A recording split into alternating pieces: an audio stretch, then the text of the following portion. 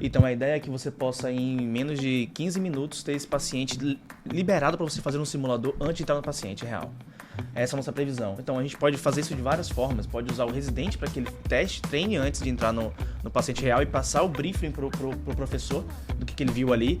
Projeção, quanto contraste ele usou, se ele usou material, se ele usou um Simons, por exemplo, e era melhor um vertebral. Então eu vejo a simulação vindo para previsibilidade do caso, deixando com que você, por exemplo, como piloto, ele já vai prever uma turbulência, um pouso difícil, ele faz aquele pouso difícil no simulador, então já vai saber mais ou menos o que ele vai ter que fazer ali no procedimento. Ganha tempo, menos invasivo, menos contraste, menos anestesia, menos tudo, a gente tem muito mais segurança no procedimento. Eu acho que segurança é a palavra que a gente vai ter do futuro próximo com simulação.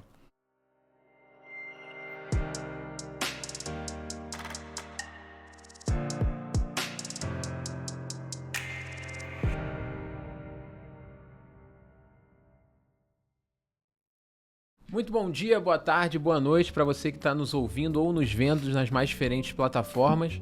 Meu nome é Luiz Felipe Monsanto, eu sou host aqui do Café com Contraste, o podcast que leva para você um conteúdo bem descontraído sobre medicina, cardiologia e tecnologia. Aproveito para deixar aqui a orientação que vocês possam seguir o nosso canal, não se esqueça de se inscrever para poder receber os nossos conteúdos da forma mais rápida possível. Ajudar a gente a crescer também dentro dos algoritmos. A gente sabe que fazer um trabalho legal hoje em dia é difícil. E também o convite para quem acreditar na ideia, esteja se identificando com a plataforma, em ser nosso parceiro. A gente tem diversos modelos de patrocínio e também de colaboradores para que a gente possa expor marcas e tecnologias interessantes aqui no nosso programa. A gente falou no primeiro episódio sobre simulação, introduziu esse tema para vocês, e aqui eu tô com os mesmos convidados para falar sobre simulação, contar algumas histórias reais e histórias interessantes, para que a gente possa entender o poder dessa plataforma, o poder dessa tecnologia na medicina, de forma bem descontraída, como eu sempre falo, num ambiente que você possa estar ouvindo aí quando você faz a sua atividade física, logo cedo pela manhã, quando você está no trânsito, indo de um hospital para o outro. Então essa é a proposta do Café com Contraste, para que você possa conversar e ouvir sobre medicina, seja você médico ou não, de forma descontraída e bem inteligente, da forma como a gente se propõe. Então, vou reapresentar aqui os nossos convidados. Eu estou aqui do meu lado com um grande amigo, João Carlos, que hoje em dia é cardiologista intervencionista, foi um pioneiro na simulação. A gente falou muito sobre a história dele, você que não ouviu, confira lá o primeiro episódio. A gente falou um pouco da história do João, que foi o primeiro residente treinado em simuladores, né? O primeiro que a gente tenha conhecimento na América Latina, que foi basicamente instruído e moldado na simulação virtual. O João, ele é cardiologista clínico e intervencionista, formado aqui no Rio de Janeiro, e é um prazer enorme estar aqui com você, João. Muito obrigado por você estar tomando parte do seu dia aí, continuando gravando com a gente esse episódio. Prazer todo meu, Luiz. As ordens aí para a gente poder contribuir pro programa. Tô com o John Santos. Todo mundo sabe, né? O John. Tem o João e o John. O John, ele é especialista da Mentes, que é uma empresa que a gente conversou muito no primeiro episódio. Vamos falar um pouco mais dessa empresa tão interessante. Inclusive, quero que a gente fale mais sobre ela, como que você a conheceu, como que ela surgiu, que hoje em dia é uma plataforma que veio para ficar, né? Então, John, muito obrigado por estar aqui com a gente nesse segundo episódio, pelo papel importante que você desempenhou no primeiro também. E, cara, contar com a sua amizade e com você no dia a dia é muito interessante. Muito obrigado por estar aqui hoje. Eu que agradeço o convite, fico muito honrado de estar aqui. Muito feliz. E o Dr. Estevão Martins, ele é o chefe do serviço de cardiologia intervencionista do Hospital de Força Aérea do Galeão, responsável por esse serviço. É o CEO da Simulatix, que é uma empresa que é baseada no treinamento baseado em simulação. E um cardiologista intervencionista de mão cheia da Sociedade Brasileira de Cardiologia Intervencionista. Muito obrigado, doutor Estevão, por estar aqui hoje. Agradeço, estou muito feliz de estar aqui contigo, Felipe. Vamos lá. É isso aí, pessoal. A gente vai conversar um pouco mais hoje sobre simulação. Eu queria saber um pouco do John, né? A gente conversou aí no primeiro episódio como que você começou a trabalhar sobre isso. Quem não acompanhou, O John, ele é formado em marketing. Então, um dos objetivos que eu tenho aqui é poder conhecer um pouco mais da história dessas figuras ilustres que estão sempre com a gente ali dentro das salas, dos congressos. A gente sabe que tem outras especialidades, outras carreiras que acabam chegando na medicina que são muito heterogêneas, né? Então, o John, ele é formado em marketing. E aí ele acabou seguindo uma linha de treinamento para chegar dentro da saúde, aí é dentro da medicina e agora dentro das intervenções. John, a gente falou muito sobre simuladores, mas quais especialidades hoje a gente consegue fazer no simulador que você trabalha, né? No simulador da Mentes, por exemplo. Eu sei que a gente faz na cardiologia intervencionista, mas quais das outras especialidades a gente tem atuação também? Excelente pergunta. Tudo que tange intervenção a gente atende também, começando pela cabeça, neurointervencionista, para o coração, cardiologista, intervencionista, e na parte periférica com os radiologistas e os endovasculares, né? Então, hoje, como eu falei no primeiro episódio, a prova de título é feita pela SBNR para os médicos da neuro, e também é feita para o time da endovascular e radiologia também. Muito veio depois dessa... Só falta cardiologia, hein? Muito veio pela iniciativa da SBNR. Então, nós atendemos todos os diversos procedimentos. Temos mais de 500 procedimentos lá, contando todos os módulos, mais de 20 módulos e daí por diante. Isso só na simulação virtual, porque também trabalhamos com simuladores de fluxo também. E simulador para previsão do stent de vetor de fluxo, que é uma empresa nova que a gente adquiriu ano passado. E você acha que a simulação nessas diversas sociedades, você acredita no poder dela hoje como um divisor de águas no pré e pós simulador? E você acha que o que você planeja para o futuro, assim? O que você acha que a simulação pode trazer para a gente em um futuro breve? Doutor, acho que você está buscando só excelentes perguntas. Hoje em dia, eu trabalho muito com os residentes, isso é muito interessante. Os professores acabam estando mais com os residentes. E dá para ver o refinamento da mão, que intervenção você tem que ter a mão mais refinada, né? Eu falo muito do vascular, quando vai fazer endovascular. O vascular faz cirurgia aberta e o endovascular tem que mudar o refinamento da mão. E ajuda muito. Na endovascular, hoje a gente tem como trazer um caso real de aorta, por exemplo, para uma endoprótese aórtica, colocar no simulador e depois disso o médico fazer antes de entrar no paciente. Hoje é um processo mais demorado para a gente fazer isso. A gente tem que buscar um programa para fazer essa importação. Para esse ano vai sair hoje com essa empresa que a gente adquiriu, Anquiras, a ideia é que a gente coloque o Daikon do paciente, o Daikon formato de imagem que é muito radiológica. A gente traz esse arquivo, coloca no Anquiras, o Anquiras processa tudo e já joga para o simulador.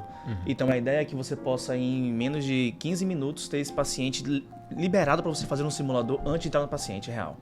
Essa é a nossa previsão. Então a gente pode fazer isso de várias formas. Pode usar o residente para que ele treine antes de entrar no paciente real e passar o briefing pro professor do que ele viu ali. Projeção, quanto contraste ele usou, se ele usou material, se ele usou um Simons, por exemplo, e era melhor um vertebral.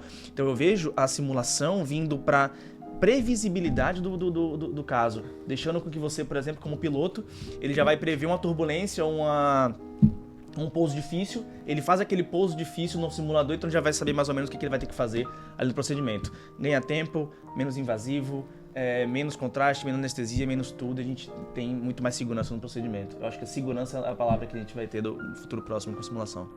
Eu acho que essa palavra-chave que a gente tem sempre que nortear tudo que a gente faz, eu acho que é em relação à segurança. A gente falou no outro episódio muito sobre a velocidade, né, dessas tecnologias. A gente tem num futuro muito, muito breve, né, uma perspectiva imensa sobre a inteligência artificial, né? A gente está vendo que a inteligência artificial está vindo, já entrou dentro da medicina, já entrou nas nossas vidas e é algo que, assim, para mim hoje chega a ser inacreditável, né? Você vê o que um chat GPT ou qualquer outro tipo de plataforma de inteligência artificial consegue te entregar, chega a ser assustador até, né?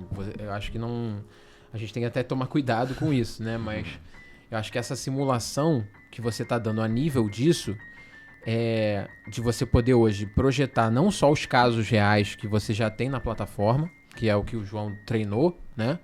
Mas de você poder fazer um briefing, que é o que a gente faz antes de um procedimento estrutural, você fazer um briefing com variações e dificuldades possíveis daquela realidade daquele paciente. A gente sabe que cada paciente é um indivíduo único, né? Cada um tem a sua identidade, a sua marca digital, não é à toa, né? Então, cada caminho é diferente para chegar no mesmo lugar. O Felipe, um conceito muito interessante que vocês estão tocando, né? Que é o conceito do rehearsal. O rehearsal é um conceito que é de você treinar a anatomia específica de um paciente ou a patologia específica de um paciente antes de fazer o procedimento. Então, no episódio passado, nós comentamos, né, sobre a simulação ganhando competência, ajudando em adquirir competência, em manter essa competência. Acho que agora a gente dá um passo para frente e fala sobre o rehearsal. Então, por exemplo, a gente pode fazer o rehearsal, que é o aquecimento, antes de um procedimento com a impressão. Você pega uma tomografia de um coração, por exemplo, fui fazer um válvula mitral em Juiz de Fora, foi ajudar um colega. E essa paciente específica, ele tinha uma anatomia muito adversa. Então, o septo, só para pessoal que não conhece, então o septo intratrial e aqui o plano da válvula mitral. Geralmente é 90 graus. Esse paciente estava com septo paralelo. Então, como fazer para avançar, fazer uma punção transeptal do ato direito para o ato esquerdo e avançar mantendo suporte para alcançar a válvula mitral. Então, nós desimprimimos, segmentamos a tomografia, fizemos uma segmentação e uma impressão virtual e depois fizemos uma impressão em 3D e ali nós treinamos todos os materiais físicos naquela plataforma e foi impressionante como no procedimento nós conseguimos reproduzir e tivemos as mesmas dificuldades que nós tivemos naquele treinamento. Então, assim, é fantástico. E isso que o John está falando, porque a gente está abordando agora a simulação realística, mas voltando para a simulação virtual, você pode pegar a tomografia de um paciente, importar para o seu simulador e ali treinar. Isso não tem disponível em todos os módulos, né, John? É só aneurisma de aorta por enquanto. Mas o que eu venho mais forçando a própria Mendes, como parceiros que somos assim de cavalheiros, de fazer isso. Eu estou com a anatomia de um paciente, uma bifurcação coronariana muito difícil. Eu vou importar aquela anatomia para o simulador. E você pode importar tanto com o eco, né, com a imagem do eco, DICOM do eco, imagem DICOM da tomografia. E ali o simulador vai reconstruir aquilo no paciente virtual e você vai fazer o treinamento. Olha o grau de segurança que você vai dar para o paciente, olha o grau de segurança que você vai dar para o próprio time, o grau de resolutividade que você vai ter no serviço e avançar, né, de qualidade. Segurança mesmo que você está falando. Né, com certeza. Eu acho que é isso, né? A gente também tem essa possibilidade, né? Eu acredito que isso seja muito factível em fazer um modelo de fluxo, né? Exatamente. Que é você imprimir, né? Vou fazer uma abordagem de carótida num paciente que tem uma tortuosidade muito grande. A gente consegue imprimir isso no modelo 3D, mudar, né? Porque eu já vi isso acontecer no modelo de fluxo que a gente fez sobre trombectomia mecânica. A gente consegue mudar essa tortuosidade, mudar essa anatomia, individualizando para aquele paciente e prever dificuldades, prever que tipo de material a gente pode estar usando ou não, ao invés de descobrir aquilo ali em vivo, né? Não in vitro, né? Eu acho que isso é muito interessante.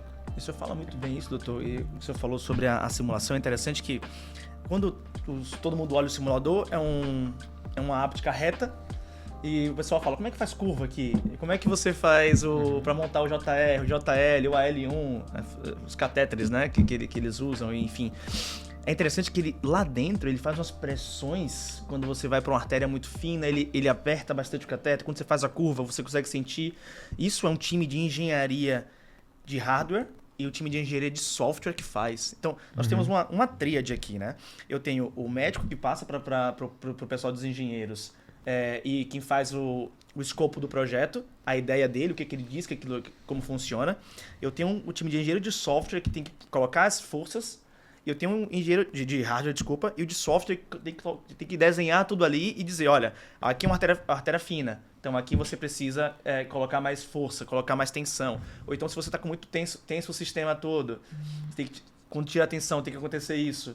Eu acho incrível como a gente consegue fazer isso. Mas para fazer isso, você precisa de um especialista clínico para fazer isso, né? Precisa. Porque isso foi algo que a gente disse também.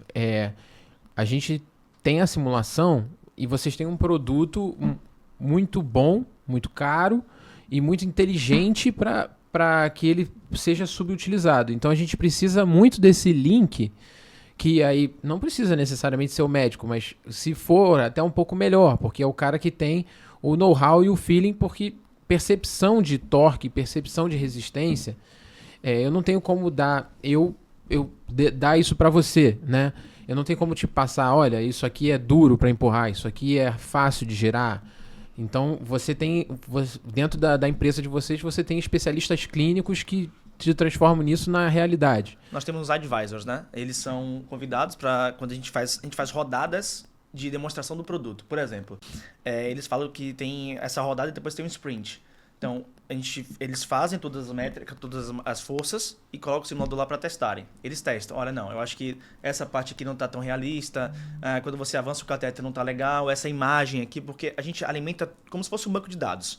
Traz imagem de tomográfica não, imagem da escopia, imagem do arco, com a angulação, tudo isso é enviado para o time de desenvolvimento, junto com o especialista clínico que faz todas as validações. Uhum. Então é mais ou menos assim que funciona. Tem que ter o especialista ali para fazer, senão o negócio não funciona. Cara, muito interessante. É porque a gente também entende que existem limitações, né, pro simulador. O que você, João, que foi treinado em simulação, o que você sentiu pela primeira vez quando você saiu do simulador, que você tinha feito mais de 60 casos, o que você sentiu quando você foi fazer o seu primeiro caso ao vivo? Assim, vai parecer esquisito o que eu vou falar, mas pareceu mais fácil fazer o primeiro caso do que quando eu fui no simulador, né? Porque, claro, tem material humano ali, paciente e tudo mais, mas quando você faz no simulador, a quantidade de vezes que você faz, a tendência é que o sensor seja muito mais sensível, muito mais perceptível. Então você meio que limita o seu movimento também para você não ficar fazendo movimento desnecessário, porque ele mostra que você está fazendo movimento desnecessário e ele quantifica isso no final. A quantidade de movimento desnecessário que você fez, a quantidade de movimento agressivo que você fez, quantas vezes você raspou o catéter onde não deveria fazer ou entubou demais o catéter. Enfim, isso tudo é quantificado. Então você acaba fazendo os movimentos de uma forma mais sensível, mais delicada, né? E quando você vai para o paciente, claro, salvo exceções de espasmo e etc., você consegue fazer o movimento de uma forma mais elegante, digamos assim. Você consegue fazer menos movimentos, chegar onde você quer de uma forma mais rápida. Uhum. Entendeu? Então acaba que se torna um procedimento mais tranquilo pelo que você já vivenciou. Uhum. Isso que o João está falando são as métricas, né? Então, quando você faz um caso, né, na verdade aquele computador, aquele sistema está percebendo qualquer variação. Porque o simulador, como o João falou, né, como é que ele funciona? E esse simulador específico, ele é uma parte áptica, um retângulo, e tem 3 sensores para 3 dispositivos. Você pode botar um fio guia, um catéter balão, um catéter guia. E qualquer movimento que você promova nesse catéter vai ser percebido por esse sensor, esses 3 sensores. E isso vai estar sendo armazenado. Então, no final que você faz um caso, no final de caso você encerra aquele caso, vai gerar uma variabilidade de métricas incríveis ali que você vai poder ver. Olha, eu dei tanto de raio-x para o paciente. Sim. Eu manipulei tanto de forma errada, agressiva esse catéter. Inclusive. Então você consegue, né, João, se refinar, auto-refinar, né? Sim. Porque você foi parte do seu treinamento de você ter um julgamento, né? Um auto-julgamento de fazer o que eu estou fazendo errado, o que eu estou fazendo certo. Com certeza. Inclusive, quando você já avança um pouco e vai treinar técnicas de bifurcação e tudo mais, com decacrush, etc., até movimentos que você faz de forma inadequada, a corda do vaso secundário sai também. Ela sai, ela avança e fica apitando na tela, que você, a corda está muito agressiva e tudo mais. Então, assim, realmente isso na prática, você vê que te ajuda muito, cara. Te ajuda muito. E a simulação? Deixa eu te perguntar, você ficou tenso em algum momento com a simulação? Os primeiros sempre. Quando você entra na salinha, apaga a luz, deixa aquele azul escuro baixinho ali, só você e o seu paciente ali, no início. Então, Felipe, olha como é que é interessante, né? É a forma, volto a dizer isso, é a forma como o simulador é apresentado. Uhum. A Sociedade Brasileira de Hemodinâmica, ela fez um trabalho, já tem mais de 5 anos, né? Que antigamente os simuladores ficavam só dentro daquelas lojinhas, né? Dentro dos estandes da indústria. Então ficava com uma ferramenta de venda. Uhum. E isso dava um pouco de aquele calafrio ali, porque você viu uma Ferrari sendo usada só para botar uma música na Ferrari. Uhum. E a gente conseguiu convencer até a indústria de tirar os simuladores desse local que era totalmente inapropriado e botar para o Training Village. Então a gente já está na 10ª edição de Training Village, né? Vários eventos que nós já organizamos junto com a sociedade. E nós estamos colocando os simuladores num ambiente propício. Então hoje os Training Villages são assim, bem conceituados, é onde a gente consegue promover uma educação, não aquela educação dentro de sala de aula, né, como é no congresso, aquela coisa mais conhecida, mas ali você vai ter uma vivência mais prática no simulador. Então, a gente pega a simulação virtual no Training Village, a gente pega a simulação realística, a gente pega a manipulação de device, a gente bota uma aulinha, você vai construindo o que eu chamo, né, que eu conheci há algum tempo, de efeito Lego.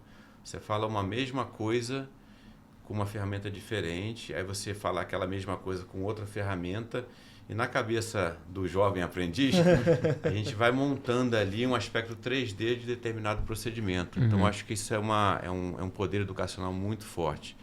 Isso a sociedade tem abraçado, a SBHCI tem abraçado, entendeu bem, e a gente está fazendo tanto no Structural Summit como no Congresso Brasileiro da SBHCI.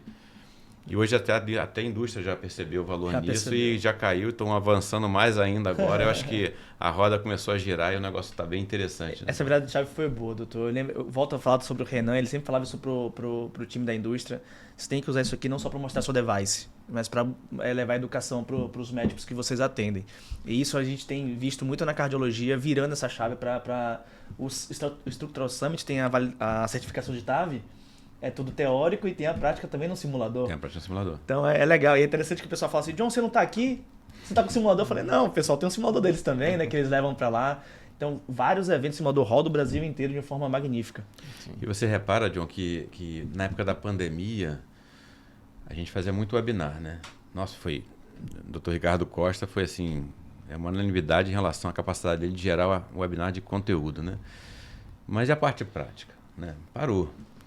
E aí eu provoquei o Renan, falei, Renan, a gente tem que mandar o simulador para alguns centros e a gente vai fazer uma proctoria remota. Foi a primeira vez que foi feita proctoria remota, a gente botava câmeras, quer dizer, o ambiente local, o pessoal local, do time local, colocava algumas câmeras, tinham 2 médicos fazendo simulador e eu de casa, até o Maurício Cavalieri me ajudou muito também, eu de casa ficava vendo o monitor daquele colega da escopia, ficava vendo uma câmera que estava sobre as mãos dos operadores e a gente dando instruções ao vivo ali via remota. Então, mesmo na pandemia, quando estava tudo lockdown, a gente conseguia dar educação. Então, acho que o simulador é uma ferramenta de educação. Exato. Falando sobre proctoria, abrindo um parêntese aqui, a gente vai ter até um episódio exclusivo sobre isso, mas você acha que não só com o simulador, você acha que a tecnologia avança numa direção de que a proctoria possa ser mais remota? Você acredita nisso? A proctoria presencial é sempre muito segura, né, Felipe? Mas eu acho que não... Eu acho que a proctoria presencial, principalmente para aqueles operadores que não têm experiência nenhuma, que estão começando, é muito importante. Agora, aqueles operadores que já têm um pouquinho mais de experiência, já estão começando a voar o voo sozinho, né, o voo solo, aí sim você pode usar outras ferramentas como essa. Tem óculos que você consegue botar no operador de sala e quem está de casa vai estar vendo tudo que ele está vendo. Então você consegue realmente de casa ou do seu serviço estar entendendo tudo o que está acontecendo naquele ambiente à distância e ali você prover a proctoria, prover algum aconselhamento técnico para aqueles colegas. Eu acho que sim. Mas existem vários subtipos, né, de situações diferentes e de aplicabilidade diferente dessas tecnologias. O importante é você conhecer muito a tecnologia, você abraçar a tecnologia, usar a tecnologia, dominar a tecnologia e a partir daquele momento você vai falar, isso aqui é bom para cá ou para aquela determinada situação. E aí você consegue inserir aquela tecnologia, como é a simulação virtual, em determinado curso, em determinada experiência. A gente, vou aproveitar, deixa aqui que a gente está até aqui com a Simulatix no nosso telão. Um grande parceiro nosso aqui do Café com Contraste. E eu queria saber, Estevão, conta um pouco pra gente. A gente consegue perceber que você respira isso, né? Que você é apaixonado por educação, primeiramente, e depois com simulação. Da onde veio essa sua ideia e quando veio essa sua ideia de criar uma empresa baseada em simulação e em educação baseada em simuladores? Então, assim, pergunta muito bacana, Felipe. Para ser muito sincero, a primeira vez que eu usei simulador, não lembro, né? Foi em 2002. Por que eu não lembro? Porque aquela experiência não me gerou emoção.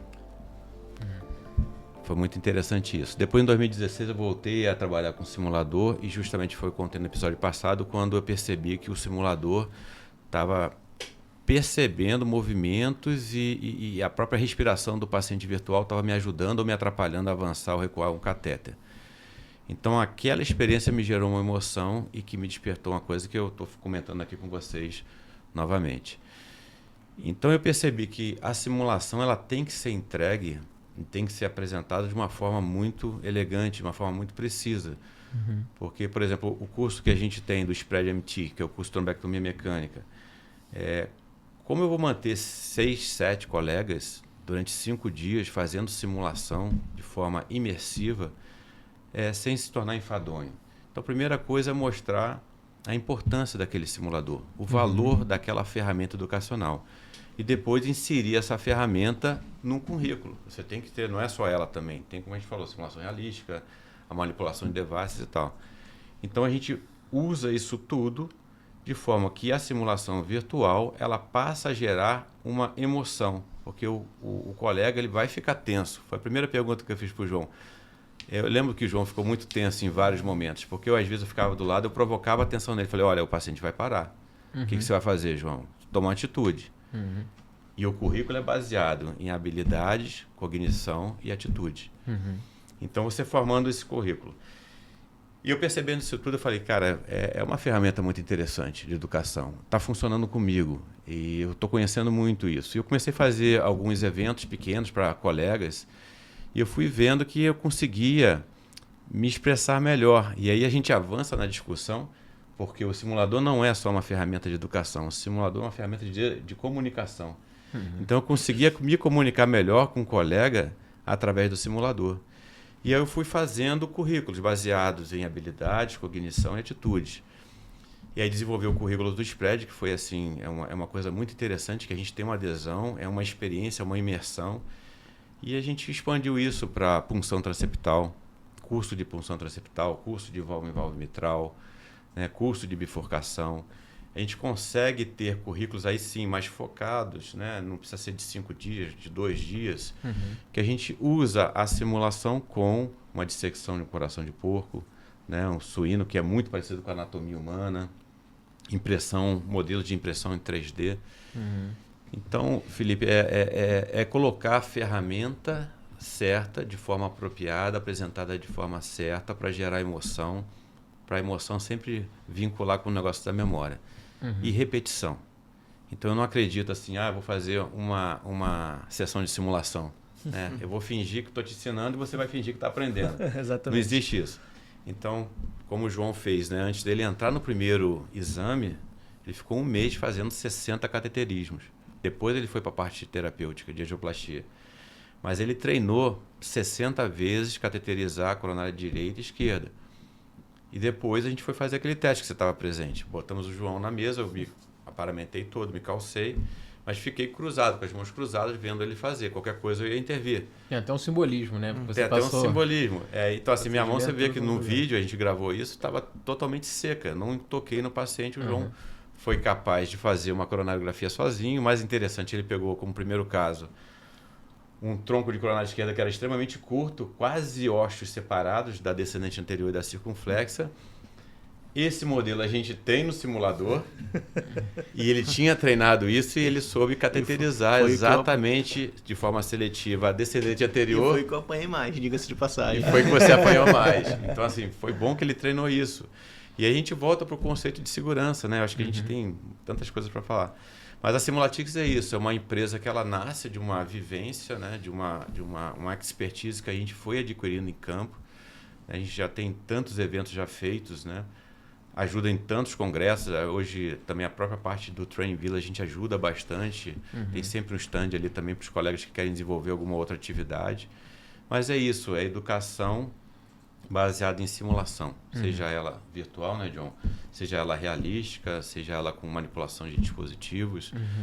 E é uma empresa que está crescendo, que está virando uma comunidade também. Então tem vários colegas, vários ex-alunos, Felipe, que já entenderam a importância da simulação, o poder, mais do que importância, é o próprio poder da simulação. E eles estão sendo incorporados para justamente... Você é café com contraste? Entrou um som aí. Entrou um somzinho bacana aqui. Mas justamente para... Pronto, pegou. Mas justamente para passar essa educação de uma forma mais prazerosa, mais interativa, mais imersiva. E esses colegas estão vindo para a gente. Esses ex-alunos, assim, que são grandes amigos, na verdade, hoje em dia. E o melhor é que eles nos buscam depois de passar pelo Simulatix. Eles sempre falam, poxa, eu quero continuar com isso, e eles acham interessante. E sempre, depois de um Training Village ou outro, ou algo do tipo, eles sempre nos buscam também. Eu acho que bastante. Hoje em dia, pelo menos a percepção que eu tenho, eu acho que é praticamente impossível você ter um grande evento dessas sociedades intervencionistas sem a presença dos simuladores. Eu acho que já é uma realidade, é algo que o público espera, né? Aquela pessoa que está se inscrevendo no congresso. E a gente vê muito isso, né? No passado recente, a gente via os simuladores restritos à indústria desenvolvendo ou mostrando uma nova tecnologia, porque isso é muito rápido. A gente sabe que a gente tem a prótese de TAV hoje A, amanhã é A+, amanhã é A+, Plus, amanhã é A Pro Ultra Mega. Assim como são os nossos dispositivos do dia a dia, os nossos celulares, né? Vem do iPhone 1, 2, 7 Pro, Max, é a evolução natural da tecnologia.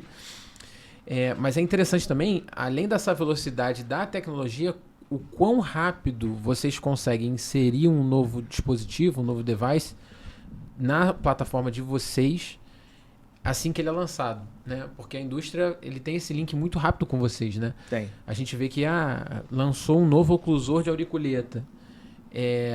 A gente tem um novo modelo. E aí, mal lançou, às vezes nem está aprovado na Anvisa, nem está aprovado para o uso em humanos, mas a gente já tem esse dispositivo em simuladores. Como é que é feito esse processo, assim, de que você pegue um novo dispositivo, um dispositivo 3D, que tem várias técnicas e várias nuances ali, e como é que você transforma aquilo físico num dispositivo dentro do seu simulador? Isso é muito legal, porque as indústrias, a gente já tem parceria com a maioria das indústrias do mundo. E o que eles fazem? Eles, geralmente, antes de você lançar uma prótese dessa nova, eles têm alguns trials também. E desses trials a gente recebe as imagens e tudo, o funcionamento dela. Então, geralmente, eles aprenderam que antes de lançar, eles já entram em contato conosco, fazemos toda a customização dos casos, ou que já existem, ou de casos novos. Nessa customização, quando tem o FDA, o CE Mark ou o próprio Anvisa, eles lançam juntos. Por exemplo, tem uma material que não chegou no Brasil ainda, mas já existe um simulador porque já existe nos Estados Unidos, e aí a gente já consegue prover essa experiência aqui no Brasil. Então, quando chegar o produto, ele estará disponível para vocês. Então, a ideia é essa. Sempre já entenderam que essa parceria que temos de anos, a gente tem um acordo de NDA, a gente as informações sensíveis, então a gente já começa a desenvolver enquanto eles estão aplicando nos órgãos regulatórios. Quando esse órgão regulatório autoriza, já existe a simulação feita lá disponível para vocês usarem. Cara, isso é tão interessante, né? Vamos falar um pouquinho da indústria, né? Eu fiz um curso com o Dr. Maisano em Zurique e ele comentava muito isso, né? O Dr. Maisano, ele fez muito First in Man, né? O que é First in Man? É a primeira vez que você vai utilizar determinado dispositivo no paciente. Então, ele sempre falava que ele praticava aquele dispositivo à exaustão na simulação, tanto realística quanto simulação virtual, até chegar a um ponto que ele ficava um negócio assim, não tem mais o que aprender, não tem mais o que fazer. E pegava realmente uma expertise muito profunda naquele dispositivo. Quando vinha essa sensação nele, de que está assim, nossa, já estou cansado de simular, ele ia pro ser humano. E aí fazia o procedimento de uma forma muito tranquila, né? Lógico, com todo o desafio de cada dispositivo, e fazia. Então, até isso, até no First in Man, em atividades dessa, eu acho que é uma parceria da indústria, né, com os colegas médicos, para fazer um procedimento seguro. tudo que a gente está falando aqui é visando segurança. Exato.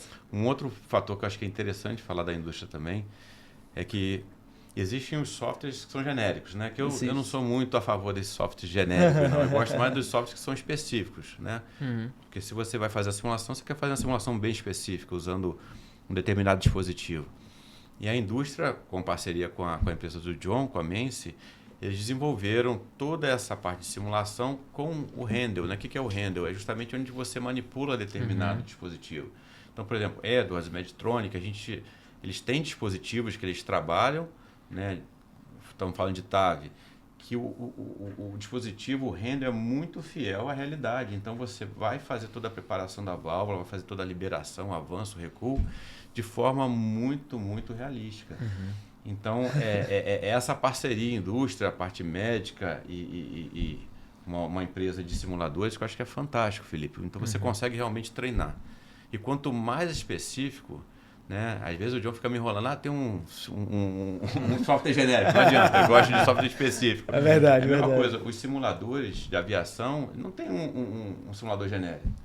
Você vai vai decolar de um aeródromo com uma determinada aeronave e você vai seguir um plano de voo e vai aterrissar em outro aeródromo. Não tem nada por acaso ali, você não vai pegar seu aviãozinho e ficar girando de um lado para o outro. Você vai fazer uma rota.